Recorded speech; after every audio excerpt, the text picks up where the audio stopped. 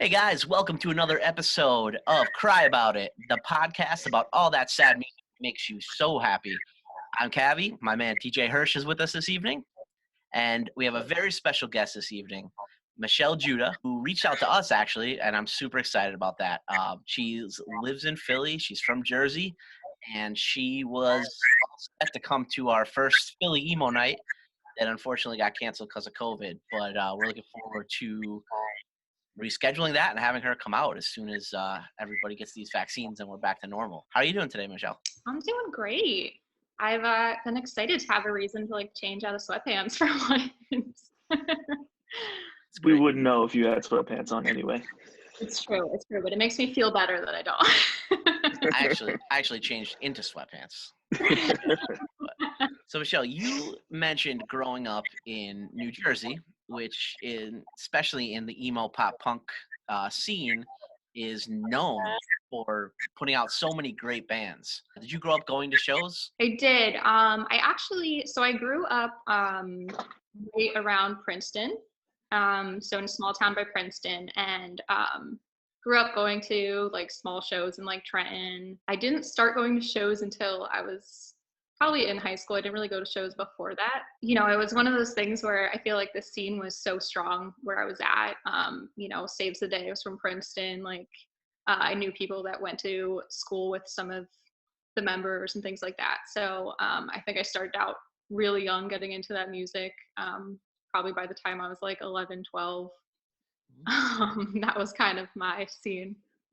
What was the first concert or show that you from that genre that you remember going to? I don't remember many of the small shows that I went to, but the first bigger show I went to was probably Brand New.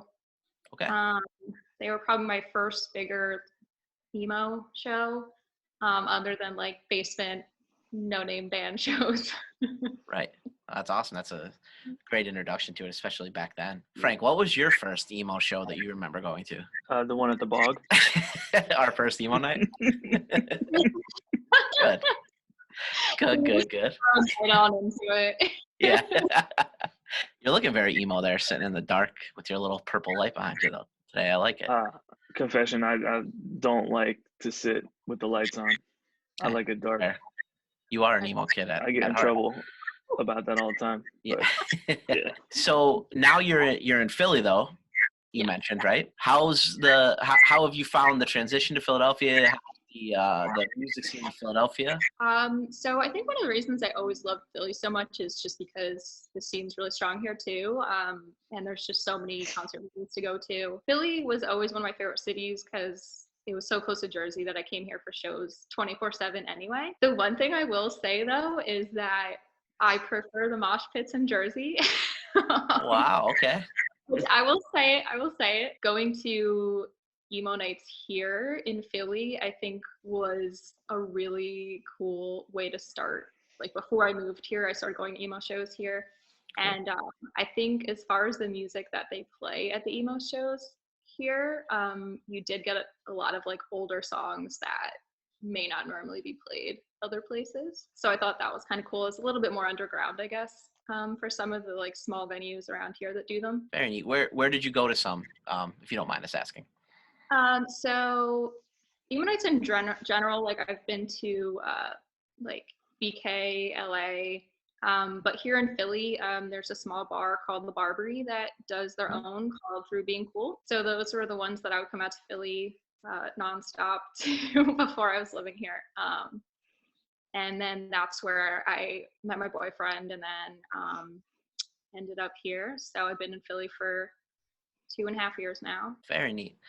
In honor of you being in Philly, I threw up some Wonder Years and the Menzingers here on my fish tank behind us. Yes, I appreciate that. We're from Scranton, so we really claim the Menzingers because they're from our hometown, but yes. they claim Philadelphia, so we'll allow them to do that. Did you get a chance to go to a lot of shows when you moved to Philly? Yes. Shows actually once COVID happened, I was kind of realizing that shows are my main hobby, and I was like, well, who even am I now? What do I even do? Yeah, I usually go to about, I would say like 40, 45 shows a year. That's awesome. Um, Yeah. that's kind of what keeps me going, but also it keeps me poor. Right. I think that that was something for a lot of us. Us kind of on the other end of it, because I put on concerts, and then we, Frank obviously DJs, and then we also do we do the emo nights, and we were really kicking into high gear with those right when COVID hit. So I think that's definitely something that I think a lot of people realized real quick. You kind of took for granted just being around people and being out at bars around people and hearing music you love live, right? So Frank? what year did you start doing Emo Nights? 2015 or 2016 was our first one. So we did one, and then we did it like It was a while after that, right? To the second one. yeah. So we did one, and then do another one basically for a year, almost as a joke. You know, like I knew the big ones like Emo Night LA and Emo Night Brooklyn were like they were burgeoning at that point. Like they hadn't really blown up yet. I was like, this could be a cool idea, just as a one-time thing. The reception was wild. Like we packed out the bar. It was full. There were like people overflowing out in the street, and everybody's had a blast. And we were like, that was really cool. Let's do it again next year. Right before the next time we were going to do it, we got invited to do an emo night as like a pre-show for Dashboard Confessional when they were playing in the area for like a radio station. And there's a ton of advertising behind it. We were like, wait, this is a real thing. Because it was like in a different city. We're going to make a go at it. And then we started doing it basically every 3 months. I'm so ready to be there.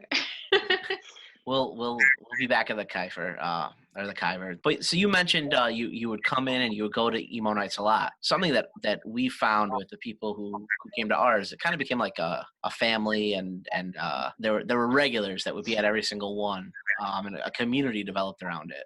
And that's kind of why we started this podcast, more to keep connected with the community and those people, and have talking points and ways to stay engaged with them. Did that happen? Did you find that in Philly as well? Yeah, absolutely.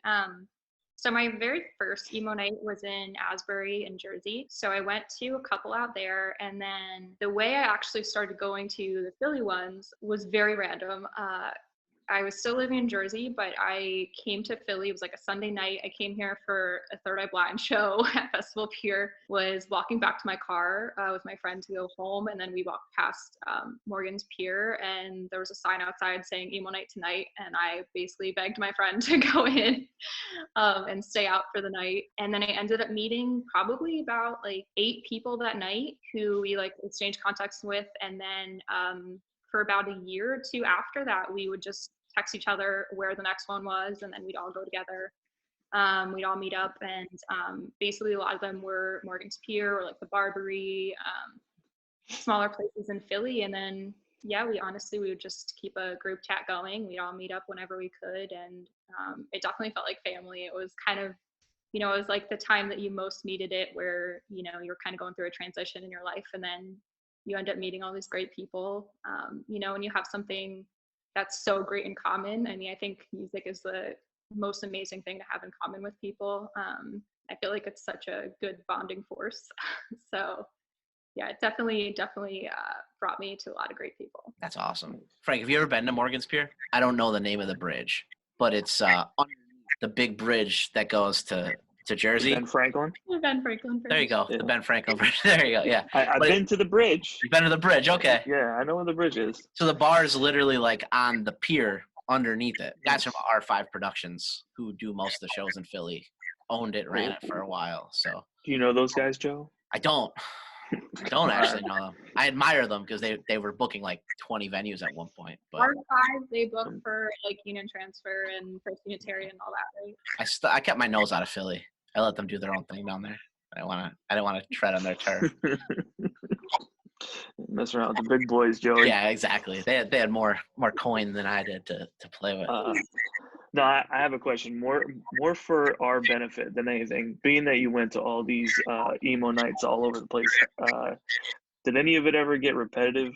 I definitely think in the most recent years, like right before COVID happened, it definitely started to get a little repetitive. Some of them have gotten so big that when you request songs, like they won't play them because they're not popular enough at this point. I don't know if that's something that you guys have encountered, but I was at a show in Asbury as well, like right before COVID happened, and I requested an Alkaline Trio song, and basically they were like, "No, we can't play that. That's too sad." And then followed it up by playing Smash Mouth. So yeah, that won't happen with us. No, that was kind of a dagger in the heart. Yeah. So I'm super a super stickler for I maybe an emo purist of sorts, but not like the like emo is only Midwestern emo, like all that BS. But we get a lot of like play Evanescence and play Papa Roach, and I just like I won't do it. Right. It's got to be a more scene band for to make it in, but we try to accommodate all requests.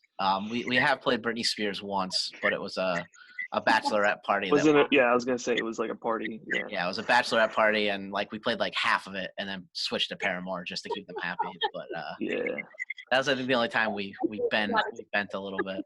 Yeah, and you know Joe's good about like doing I'll do like a poll on Facebook post, like what song you want to hear, what band you want to hear, and then you know we like to at least try some of them. And if we'll get into the first hook of a song and nobody knows what's going on, you know, we'll change it up real quick to make sure we don't lose anything. But that's something I worry about. Have you guys played a song that you like thought was going to be a banger and it was just like absolutely not? Often. Yeah. And the opposite happens sometimes too, where someone will come up with something. Joe's like, "Oh, I wouldn't even think, to play that," and then we do, and then we have to put it in the rotation for next time because everybody wanted to hear it. We always came out swinging by the Wonder Years, right? Like that was always our Wonder Years song that we worked in, and it always went off huge. And then somebody had passed away locally, and we were like, "Well, we'll play." I was like, "Just play Cigarettes and Saints." I was like, "It's gonna flop. Like nobody's gonna like this song at an emo night at a bar." And a minute into the song, Frank looked at me. He's like, "We have to play that everywhere we go now." He's like, "That was insane. Like people were crying and they didn't necessarily know the person that passed away. It was just one of our friends." So it was a really cool moment when that happened. And then and Frank, it's all new to him. So all of it. It all works. But he's finding stuff on the low. He's texting me about Trippie Redd today. So he's very excited about this new wave of emo, and I'm kind of excited. And this is where I think our big experiment's going to be is we're going to come back to a lot of new songs and albums that came out after through quarantine, where people have just sit there and digest it for a year. So like I don't know how we come back and we can't not play Machine Gun Kelly. Like we have to play something from that album, right? We can't not play some of the Mod Sun stuff. What's the new ones on the radio all the goddamn time now with Black Bear? Oh, that's All Time Low. I mean, All Time Low. Yeah. So that's Dear Maria. Yeah, they had #1 song in the country. Black Bear and All Time Low. Like the Black Bear. Like, see, it's another like rapper that's doing like emo stuff now, like coming out of nowhere. Like, what's going on here? Yeah. It's all coming around. So it's interesting. I think that we on a smaller scale, like people have done Emo Nights, captured on nostalgia for about 5 years, and then everybody else kind of caught on to like, oh wait, like nostalgia really works here, and there's the labels realize there's viability behind it, right? Like I mean, Emo Night LA money signs. Yeah, the money signs light up in their eyes, like, oh, look at this. And I firmly believe they'll destroy everything they touch. So you might have a year of this nonsense before it just goes to complete shit. Then we just come back to bands like the Menzingers and the Wonder Years that were the last time it crumbled, right? And Taking Back Sunday, who's been here through it all. As long as Taking Back Sunday and Pitbull don't put a song out together, I'll be all right with it. Right? Don't say that. Yeah. Yeah, please don't. Yeah. I've seen Pitbull in concert. It wasn't much to write home about. Hey, Joe. You played the Preakness. Him and Macklemore and the Darkness. It was quite a show. So you mentioned you met your boyfriend at an emo night, and there's a pretty wild story behind it. Something with skeletons involved. So I am known to dress up for concerts or emo nights just because. So I was coming out to Philly before I lived here for an emo night Thursday night, and I went to the mall to look for something fun to wear that night and ended up finding a skeleton onesie. It was not Halloween or anything related. And I just decided that had to be the outfit. My friend who went with me tried to coerce me out of wearing it like a million times before we went. He was like, "Are you sure? Are you sure?" And ended up having a great time meeting my boyfriend that night. And, the reason he came up to me to start talking to me was, one, I was the only girl in the skeleton onesie. Two, I had 21 Pilots as my background on my phone. And three, I started a mosh pit during Taking Back Sunday. There you go. So now, 3.5 years later, here we are. Thankfully, Emo Night brought us together and kind of changed my life. So. No, that's awesome. That's how great relationships start, I think. I have a similar story. So my wife, she was a freshman in college when I was a sophomore or junior, somewhere in that range.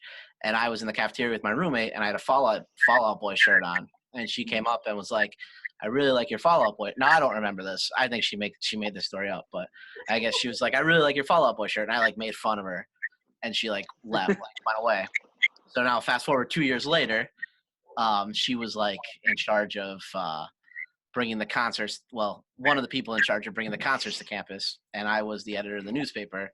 And I would just write articles and trash all the concerts that they were bringing. So they were bringing Lifehouse and we had to have a meeting basically set up by the president of the college about how I could stop bullying the girls that bring in the concerts. And she had a Spill Campus shirt on, and I was like, "Oh, I really like your Spill Campus shirt," blah blah blah. And we got to talking, and I was like, I'm going to see Say Anything on Friday if you want to come. And that the rest is history. Now we're married, and there's a screaming, crying baby somewhere upstairs right now that I'm listening to. So That's adorable. yeah, so that's definitely I think you found a good formula there. Yeah, I actually at one point was kind of banned. My friends had decided to try to ban me from going to Taking Back Sunday shows because my prior two boyfriends before I had met at Taking Back Sunday shows. Wow. Okay. So every time I would go to emo nights or Taking Back Sunday shows, my girlfriends would be like, "Oh God, new boyfriend." So Taking Back Sunday seems to be a very big part of your life, from what I could tell. Yeah, huge. Yep. Would you say that they're your favorite or one of your favorites? I would say they're definitely my top band. Yeah. But it's weird, even though I was always into them ever since I was young, I actually got more into them in the later years. When they put out Happiness Is in 2014, that album actually was the album that kind of gave me this new vigor for music, I guess. It was exactly what I needed at the time, and kind of got me to start going to shows every week. I would start driving anywhere to go see them. And yeah, I think they just that did it for me. So you're more of a... I think that's actually probably my favorite album of theirs, even though I don't think that was necessarily a big album at all. I like that album. I think there's a couple songs on there that are a little dad rocky, which I actually appreciate though. Towards the end, there's the end of the album's a little bit of the single on it I felt was a little surfer rocky, dad rocky. Happiness Is, that song. But I liked it. I really loved their self-titled, they're kind of the comeback of the full band. That really... Taking Back Sunday is my favorite band in that genre as well. One of the first shows I ever went to was it was Blink-182, Taking Back Sunday, and The Used, and it was awesome. Fell in love with that band from there and really dove into it. I saw them at the Chameleon Club in Lancaster, touring on the self-titled with the whole band back together. They were doing undersell, small rooms, and Adam just came out in the crowd. He had this microphone rigged from the ceiling, and I was these guys are just such a down to earth, normal bunch of guys. And I had worked with Eddie Reyes before, when the band was kind of doing solo stuff, and John Nolan I've booked and like had the pleasure of like having a beer with before, like just down to earth, like normal dudes. But like when seeing like Adam be in the crowd, like with people like just like covered in sweat and falling on people and just giving that experience to people, I was just like, this band's with it. So I got the album that night because I was like, like I don't know that I need another Taking Back Sunday album in my life. And it was just like, it was heavy and it was aggressive and it was like at that point I think it was their heaviest album ever, and I really enjoyed it. So that's what I was kind of into at that time, and I think they were pandering a little to the Day to Remember crowd at that point because they were so big. But I've liked everything that's come out since. I've thoroughly enjoyed it, and they've been putting out albums consistently in the the last 10 years, which is great. So if you had to pick one Taking Back Sunday song, what would your favorite song be then? It's so weird for me because I always want to hear all the songs on the other album that no one seems to want to hear anymore. And it's funny that their self-titled album, I got really into that a little like after it came out. I kind of went back and realized what a good album that is. And I was listening to an interview with them not that long ago, and it was funny because they were saying that they were so proud of that album, and it just like nobody like gave a shit about it. Yeah, it sold terribly. Yeah, it was awful, but they were like, it felt like such a good, solid Taking Back Sunday album, which I still think it is. Yeah, I agree. I think there was so much saved up for that album. Like it was like they hadn't, talked to each other in almost 10 years at that point. Like John and Adam writing together again, like because it was right after the Bamboozle. That's probably like Tell All Your Friends is just what got me into music. So like that's my favorite ever. But that's probably my second favorite Taking Back Sunday album for sure. I will say though, I think one of my favorite actual songs of theirs would have to be Spin, and that was that era. Mm-hmm. It's a great song. We do appreciate. I want to shout out the Taking Back Sunday flag in the background for everybody. If you're listening to the audio version, you're not getting that visual. Frank, what is your favorite Taking Back Sunday song? The second one on the second album. Second one of the second album. Jesus, I don't know. I don't really like that second. That's what the album I'm trying to forget exists. I'll see there. You don't even know it. That's exactly what I was talking about. Yeah, exactly. I always took you for a cute without the E kind of guy. That one? Oh yeah. Oh yeah, that one. So how have you been holding up during quarantine, and how is it? Is everything going well? Or are you adjusting? I think we're going well. We're a year into it, so. Yeah. So, I can definitely say that I'm realizing. I always thought I was such an introvert, and I'm like, well, maybe I'm a little bit more extroverted than I thought because I'm so eager to see people and do things again. But holding up, I mean, I get to work from home, which means I get to hang out with my dog all day. So, it's a perk. Yeah, there's nothing wrong with that, right? How's is Philly opening up a little bit more now, or are they still kind of locked down? I knew they were a little bit behind the rest of the state for a while. Yeah, it's been pretty. I think restaurants are just starting to open up now, kind of at still 25%, I think, in the actual city. So yeah, it's been pretty dead most of the time, especially since outdoor. We haven't, it's been snowing and raining, so. Yeah, I've seen. I spent a lot of time in Philadelphia for a bunch of years, and I've seen a bunch of like restaurants and bars that I frequented posting up for sale or closed or hanging it up. So that's gonna be a bummer. That Boot and Saddle, the venue, closed. Yeah. I mean, I'm happy Union Transfer is still open, but to go from a rundown country and western dive bar to like one of the coolest small venues. Hopefully, whoever takes it over, the sign stays because it's just so cool. It's a giant neon cowboy boot, Frank. Yeah. Boot and Saddle, but Does it's it not move? like it doesn't move. No, it's just outlined. That would be sweet. But it's like it's not like you'd struggle to find a country band play there. It's just a little intimate room. I guess we'll see. Hopefully by this summer we're back to something, at least Festival Pier and stuff. Hopefully they're able to do stuff this summer. So we want to thank you so much for joining us this evening, taking time out to talk to us. We are going to be back in Philly as soon as possible. And we'll definitely be back in Lancaster. So any of our shows that you want to come to, you have a guest list spot. From here on out, we'll leave your name at the door. Open invitation. That is great news. I will be there. If you send us, so like our problem is sometimes the venues have sketchy Wi-Fi, so you got to give us those requests in advance, and we'll make sure we have some newer Taking Back Sunday to play for you as well. Yeah. You'll be able to find me, the girl in the skeleton onesie. Oh, in the skeleton mosh onesie. Awesome. Very cool. Thank you so much. Guys, this has been Cry About It, the podcast about all those sad songs that make you happy. And we were joined by our new friend, Michelle Dzuida. And we want to thank her so much and wish all of our friends and family in Philadelphia the best. And we can't wait to see you guys soon. Thank you, guys. Subscribe, hit the like button, all that fun stuff. And we'll see you next week. Later.